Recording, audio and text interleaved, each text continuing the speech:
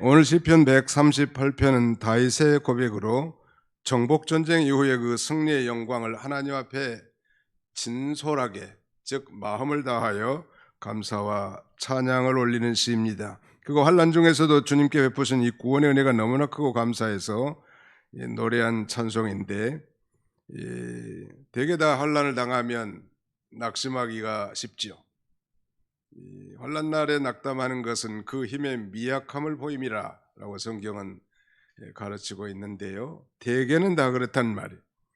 마음의 감사가 사라지고 도리어 낙심하거나 절망하거나, 아니 환경에 대해서 원망하거나 불평하거나, 심지어는 이 자신의 이 삶을 포기하려는 극단적인 생각까지 하게 될 수도 있습니다.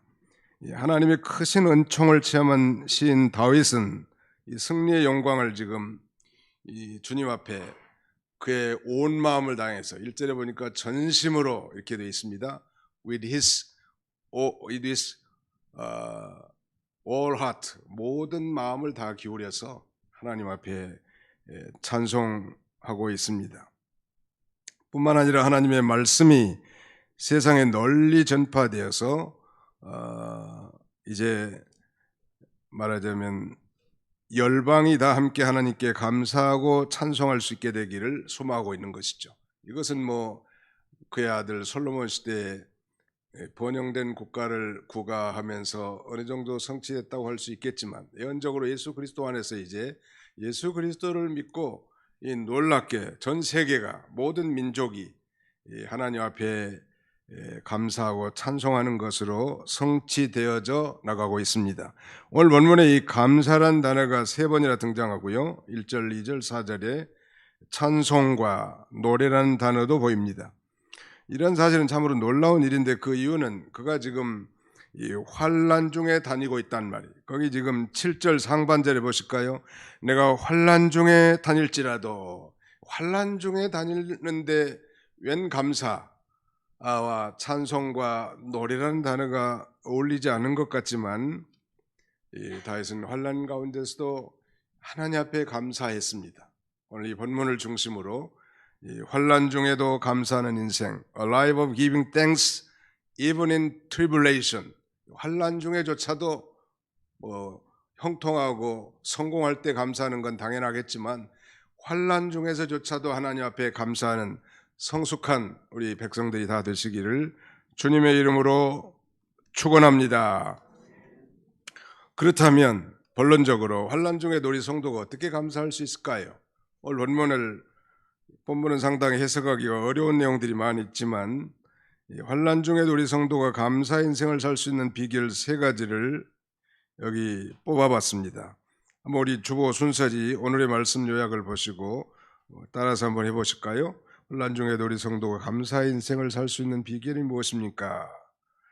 간구하는 날에 응답하신 하나님을 믿으라. 우리가 믿고 간구하는 하나님이 어떤 분임을 알라. 우리를 향한 하나님의 목적을 반드시 성취하심을 믿으라.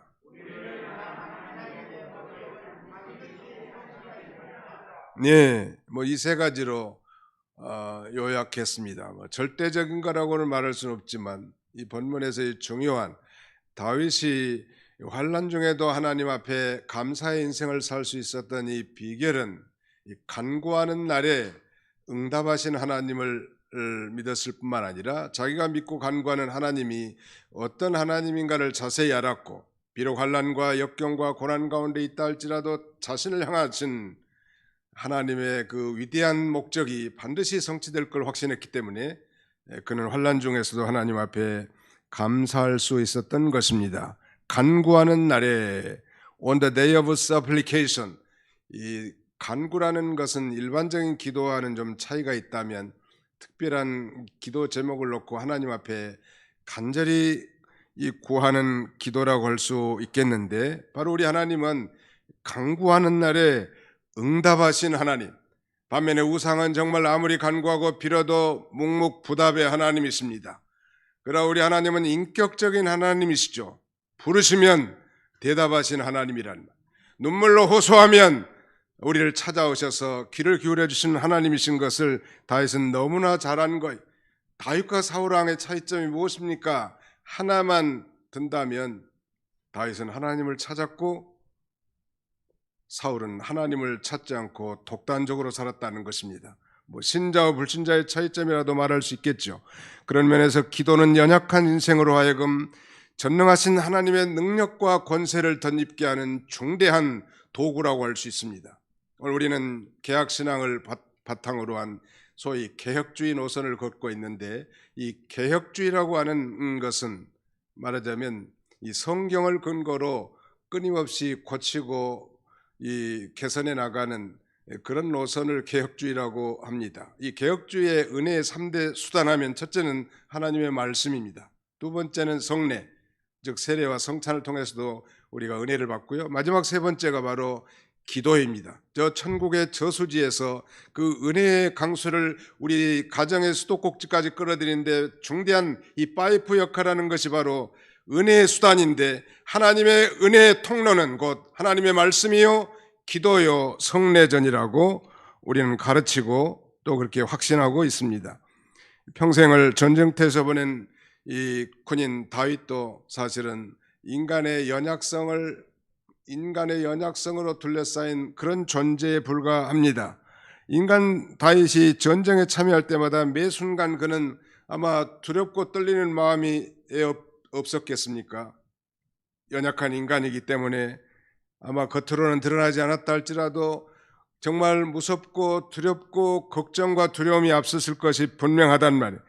그럼에도 불구하고 그는 그때마다 하나님을 찾고 부르짖었습니다.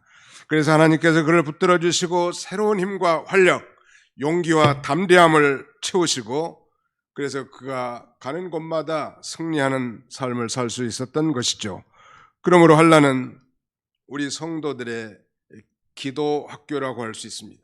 우리 한번 따라서 봅시다. 한란은 성도들의 기도 학교입니다.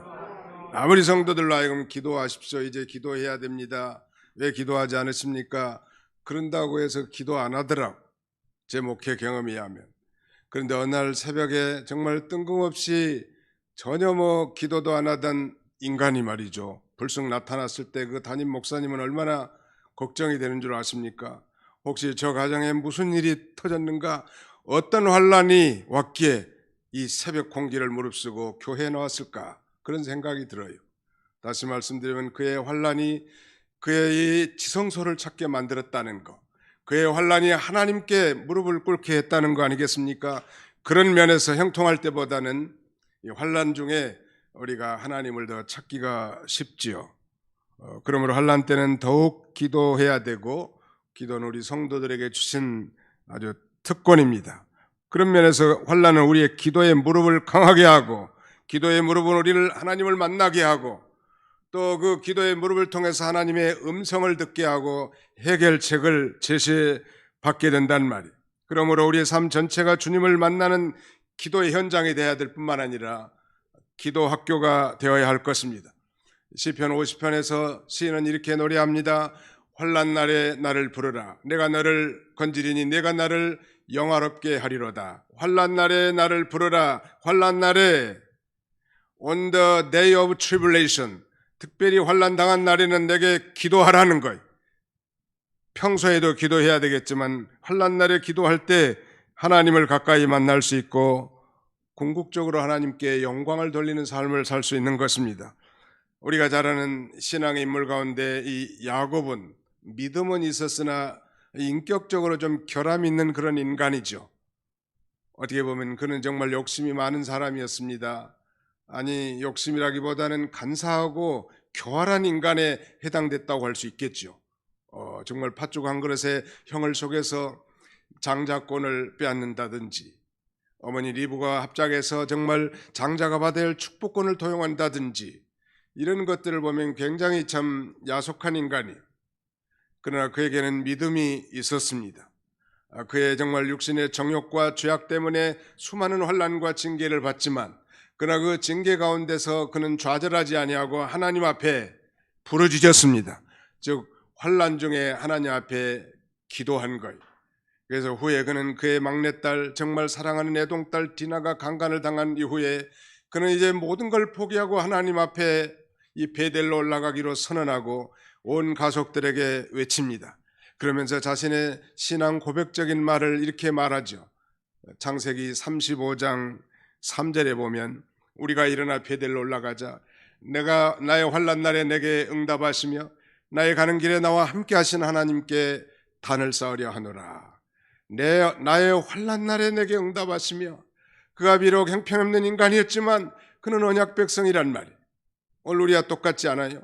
우리도 너무 부족하고 허물이 많고 참으로 하나님 앞에 참 부끄러움이 많은 그런 인생들이지만 예수 그리스도의 피로 사신 하나님의 언약 백성들이기 때문에 우리를 결코 버리지 아니하시고 우리가 기도할 때 하나님께서 친히 응답하신 하나님, 환난 날에 내게 응답하시고 나의 가는 길에 나와 함께 하신 그 임마누엘의 하나님 앞에 다시 예배를 회복하자고 이렇게 선언했던 것입니다. 지난 1년을 되돌아보면 우리의 삶이 그렇게 녹록지 못한 삶인 것이 분명합니다. 때로는 힘들었고 때로는 어려웠습니다. 그러나 분명한 것은 원래가 지금까지 지내온 모든 것이 하나님께서 내 영혼에 힘을 주어서 강하게 하셨기 때문에 오늘 저와 여러분들이 이 자리에 앉아 있는 줄로 확신합니다. 자, 우리 거기 3절을 한번 같이 통독하겠습니다. 시편 138편 3절을 같이 읽습니다. 시작. 내가 간구하는 날에 주께서 응답하시고 내 영혼에 힘을 주어 나를 강하게 하셨나이다.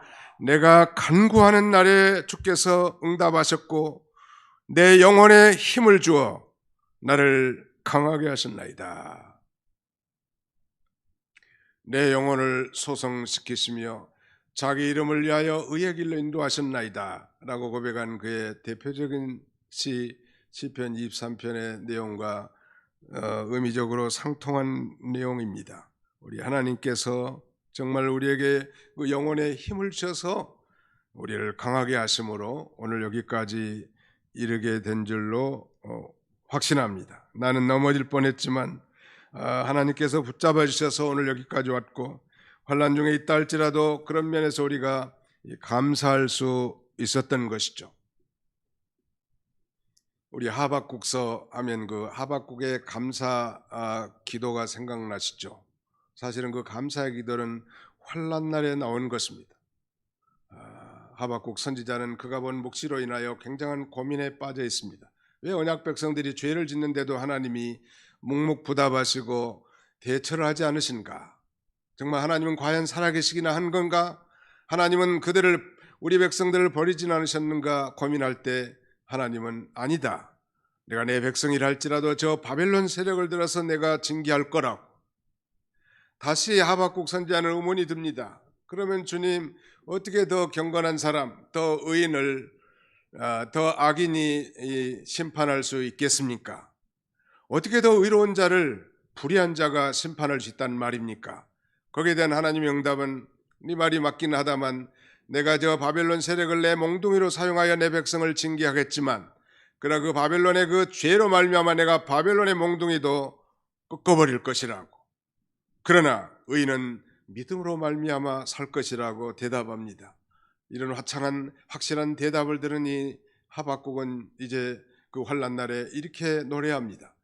비록 무화과 나무가 무성치 못하며 이 포도나무에 열매가 없으며 감람나무에 소출이 없으며 밭에 식물이 없으며 우리의 양이 없으며 외양간에 소가 없을지라도 나는 여호와로 인하여 즐거워하며 나의 구원의 하나님으로 인하여 기뻐하리로다 라고 이렇게 찬송할 수 있었던 것입니다.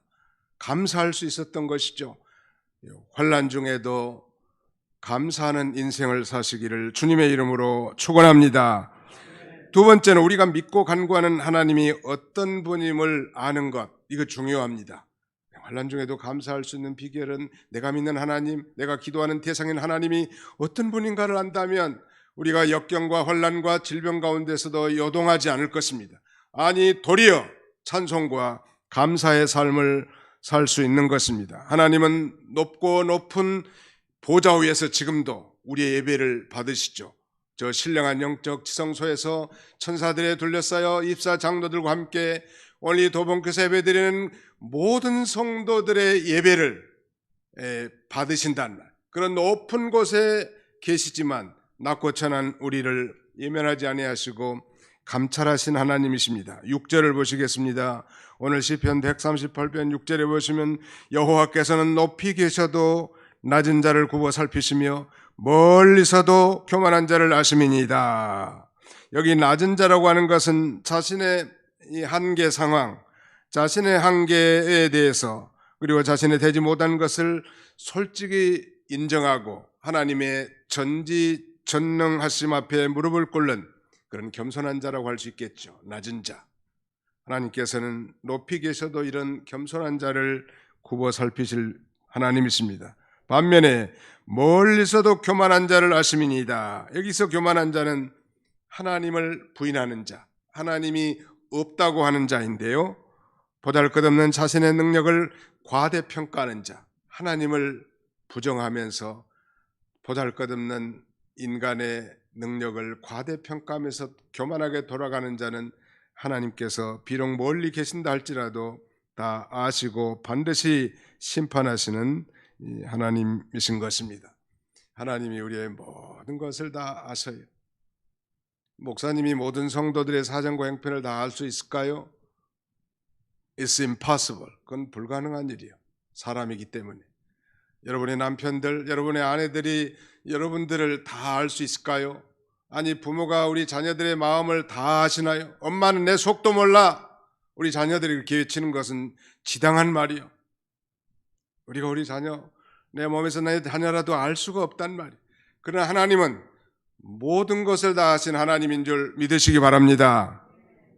요한계시록 이제 2장과 3장에 보면 소아시아에 보내는 7교회 편지의 내용에 우리 주님이 여러 가지 모습으로 나타나십니다. 그때 주님이 나타나셔서 공통적으로 하시는 말씀은 내가 내 행위를 아노니 라고 말씀합니다. 놀라운 일이죠. 뿐만 아닙니다. 거기에 무슨 내 수고와 인내, 환난과 궁핍, 내 사랑과 섬김도 내가 다 안다고 그렇게 말하죠. 얼마나 이 말씀을 정말 믿는다면 하나님이 나의 모든 사정을 다 아시고 인정하신다면 우리가 위로가 될 수 있고 그런 자는 그런 환난 가운데서도 하나님 앞에 감사할 수 있지 않을까요? 우리 거기 옆에 시편 138편 다음에 139편이 등장하는데 139편 1절로 4절 한번 같이 한번 읽어보겠습니다. 시편 139편 1절로 4절까지 시작. 여호와여 주께서 나를 살펴보셨으므로 나를 아시나이다.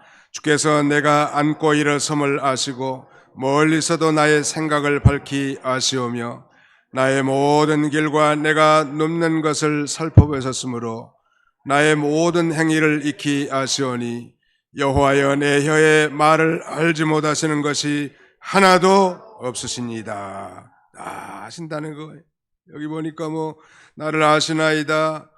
남고 일어섬을 아시며 멀리서 나의 생각을 밝히 아시오며 또 나의 모든 길과 눕는 것을 살펴보시고 나의 모든 행위를 익히 아시오니 여호와의 내 혀의 말을 알지 못하시는 것이 하나도 없으시니이다. 매 절마다 다 아신다고. 바로 하나님은 소위 omniscient가 모든 것을 아시는 하나님이에요. 하나님 앞에 우리가 숨을 곳이 없습니다. 피할 곳도 없는 거예요. 한국에서 재짓고 미국에 도망친 사람들 내가 몇 사람 만났는데 한국 정부는 속일지는 모르지만 그러나 하나님을 속일 수 있을까요? 네, 하나님을 속일 수 없는 거예요. 어디 가든지 아무 깊은 동굴에 숨든지 멀리 배를 타고 멀리 도망친다 할지라도 하나님은 다 아신단 말이에요. 이런 그 신지식을 바로 알 때 우리는 어떤 환난 가운데서도 두려워하거나 원망하거나 불평하지 않고 하나님 앞에 감사하는. 하나님은 내 속도 몰라죠. 종종 목회하다 보면 성도님들 그래요. 목사님은 내 마음도 알지 못하면서 그러시냐고. 나는 잘 모르지만 누가 아세요? 하나님이 다 아신다는 거예요. 하나님이 알아주신 걸로 이루 삼고 불평하지 말고 그냥 하나님 앞에 감사 인생을 사는 것이 우리 성숙한 그리스도인의 자세라고 할 수 있습니다. 환난 중에도 감사하는 성도.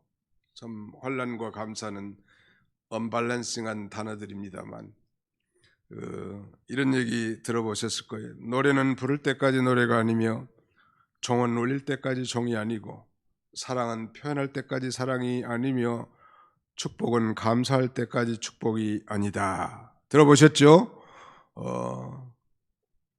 어느 교회 성도가 자기의 독자들이 죽은 것을 감사했습니다. 놀라운 일이죠. 손양원 목사님도 아니고 말이죠. 성도인데 왜 감사했는가? 하나님, 내 아들이 죄 안 짓고 깨끗하게 신앙생활하다가 주님 품에 갔으니 감사합니다. 하나님, 이제는 내 마음을 주님께만 향하고 주님만 바라보게 하시니 감사합니다.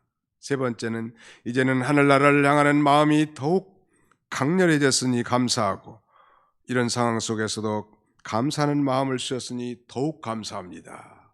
환난 속에서도 하나님 앞에 감사하는 것은 성숙한 그리스도인의 자세라고 할 수 있을 것 같습니다.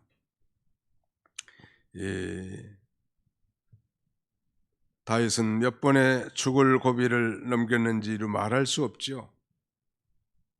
죽을 위기에 처할 때마다 그의 심령은 그야말로 사망의 음침한 골짜기를 지난 것 같다고 그렇게 노래하지 않습니까? 내가 사망의 음침한 골짜기로 다닐지라도 해를 두려워하지 않을 것은 주께서 나와 함께 하심이라.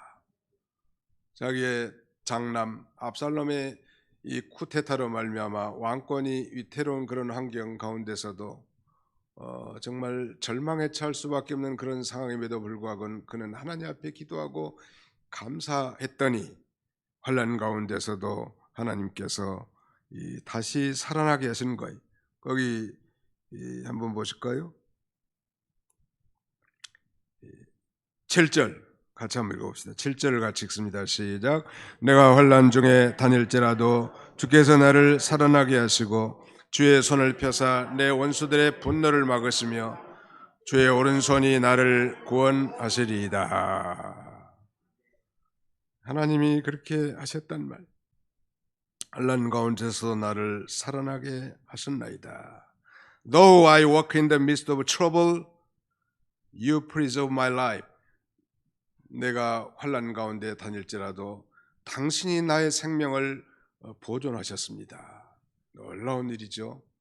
우리는 지난 2년 이 코로나의 장기적 전염병 재앙을 통해서 많은 사람들이 죽었잖아요.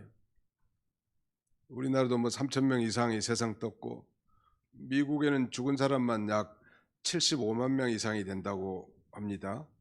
근데 오늘 예배에 참여한 저와 여러분들은 이 그야말로 사망의 음침한 골짜기 가운데서도 우리가 생존자들이라. 한번 따라서 해볼까요? 우리는 생존자들입니다. 대단한 인간들이에요. 저와 여러분들이. 대단하다는 것은 대가리가 단단하다는 뜻이 아닙니다.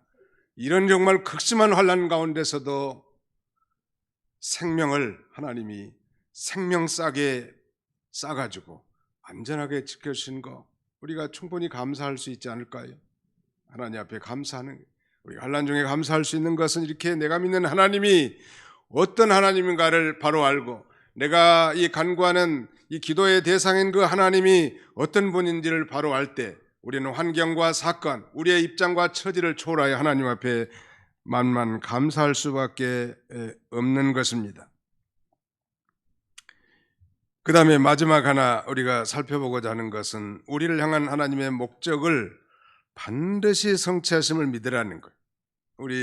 우리를 부르신 목적은 다 각각 다르겠지만 그런 환난과 역경과 고난이 우리를 향하신 하나님의 목적을 상실하게 하는 것이 아니라 하나님은 모든 것이 합력하여 선을 이루게 하시고 나를 향한, 아니 우리를 향한, 아니 우리 가정과 우리 교회를 향한 하나님의 뜻, His purpose가 반드시 이루어질 것을 믿으시기 바랍니다.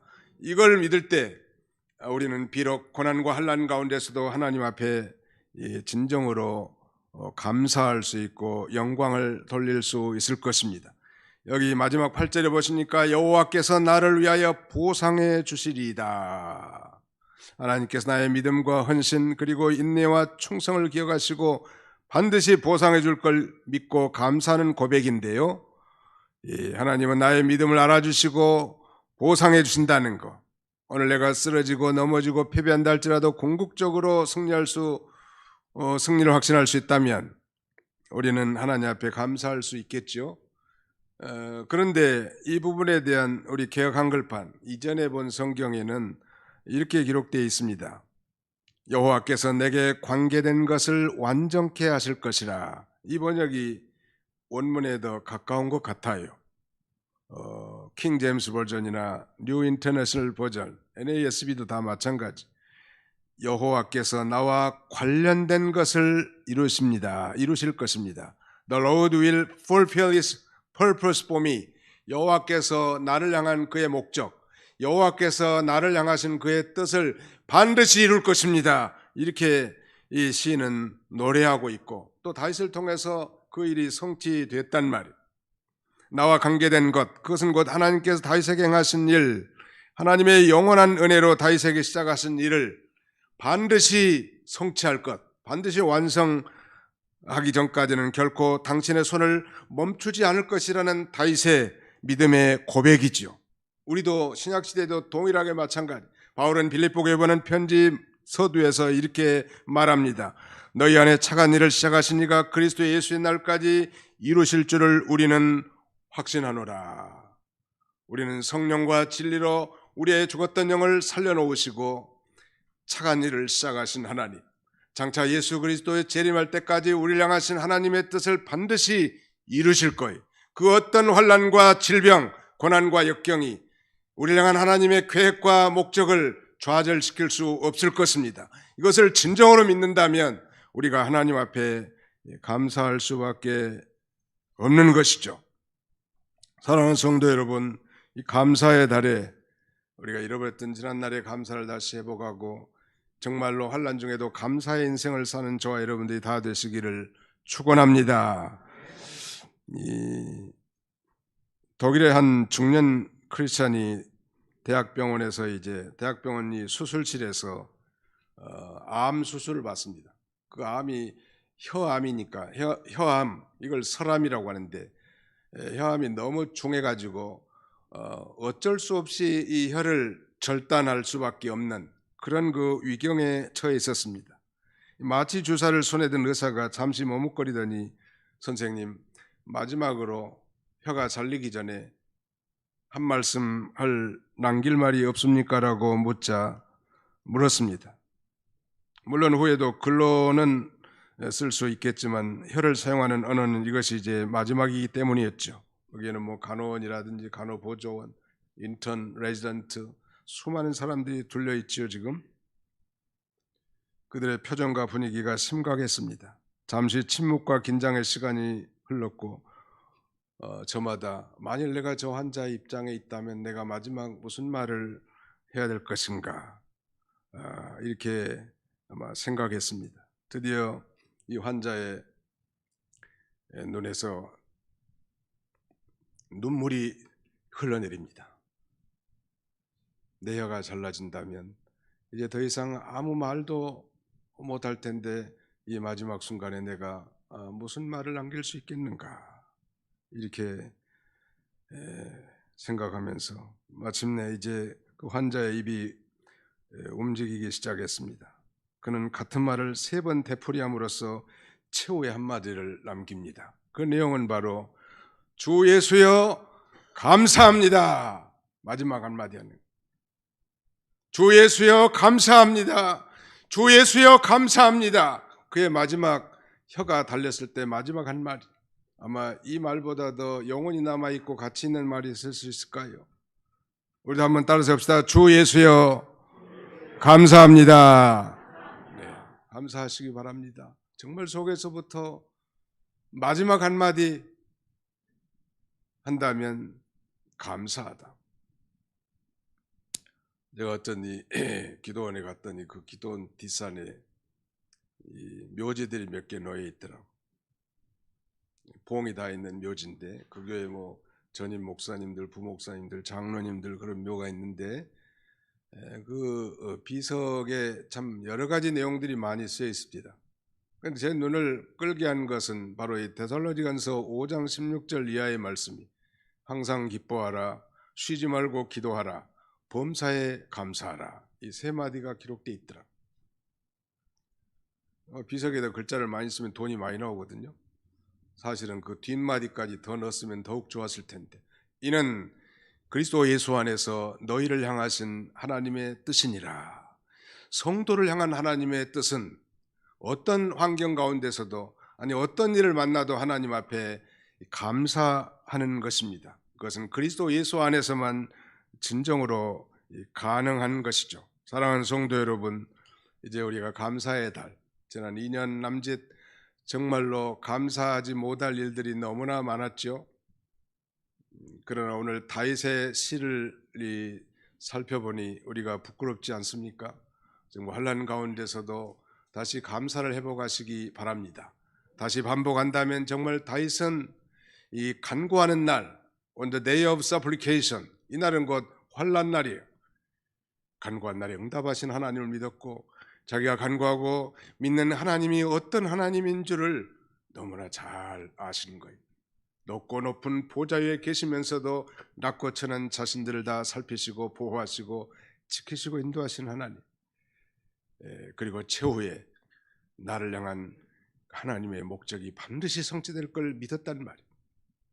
우리도 뭐 꿈을 접지 말고 주님을 기쁘시게 하는 삶을 살겠다라고 결단했던 결단도 포기하지 마시고, 우리를 구원해 주신 하나님의 목적이 분명할 터인데 우리를 향한 당신의 그 위대한 목적이 성취될 걸 확신하고 다시 우리의 몸과 마음을 추스려서 정말 감사부터 회복하여 우리 하나님 앞에 영광을 돌리는 그런 저와 여러분들이 다 되시기를 주님의 이름으로 축원합니다. 기도하겠습니다. 기도합시다. 살아계신 우리 아버지 하나님, 감사합니다. 죄 많은 저희들을 구원해 주시고 영원한 생명을 주시고 하나님의 아들과 딸로 삼으셔서 우리를 통해서 우리 하나님 앞에 영광을 돌리기를 원하시는 주님, 코로나19의 전염병의 장기적인 재앙 가운데서 우리의 정말 마음이 낙심이 되고 예배가 무너지고 봉사가 무너지고 기도와 전도 생활이 다 후퇴했습니다. 아버지, 감사보다는 원망과 불평을 했습니다.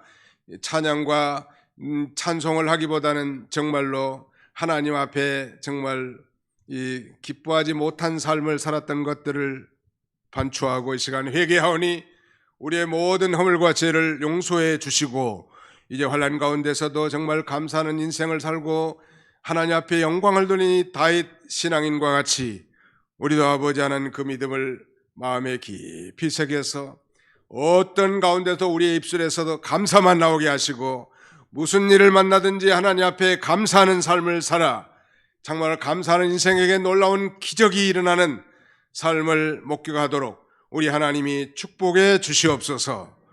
예수님의 이름으로 기도하옵나이다. 아멘.